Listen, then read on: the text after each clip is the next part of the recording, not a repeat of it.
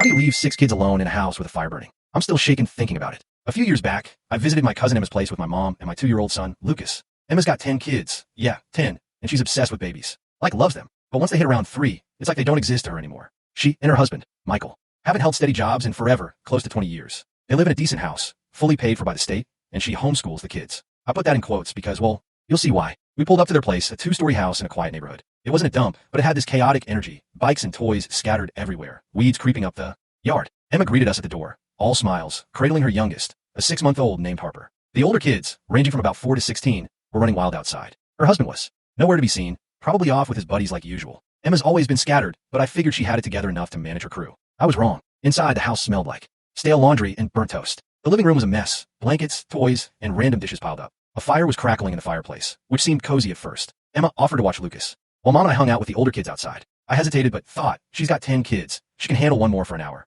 So, I left Lucas with her and the younger ones, and we went out back. The older kids, Nathan, Chloe, Avery, and a couple others, were kicking a soccer ball around, but it was clear they weren't used to structure. Nathan, the oldest at 16, barely said a word, just stared at the ground. Chloe, 14, was bossing the younger ones around like she was the parent. They seemed desperate for attention, asking Mom and me a million questions about our lives. It was sweet, but sad, like they didn't get much interaction with adults who actually listened. About an hour in, I heard crying from inside. Not just a fussy toddler cry, but a piercing, something's wrong wail. It didn't stop. My stomach dropped. I glanced at Mom, and we bolted for the patio door. Locked. We ran around to the front, also locked. I started pounding on the door, yelling Emma's name. Nothing. The crying got louder, and my heart was racing, thinking of Lucas. Finally, their 4-year-old, Riley, opened the door, her eyes wide and scared. We rushed in, and it was chaos. 6 kids, all under 8, were alone in the living room. The fireplace screen was tipped over, logs and embers spilling onto the rug. 2 of the kids, Harper and Little Cameron, had burns on their arms, bad ones, red and blistering. Lucas was in the corner, screaming his head off, thankfully unhurt but terrified. I scooped him up while Mom grabbed a wet towel to help. The burned kids. We were both first responders, so we went into autopilot,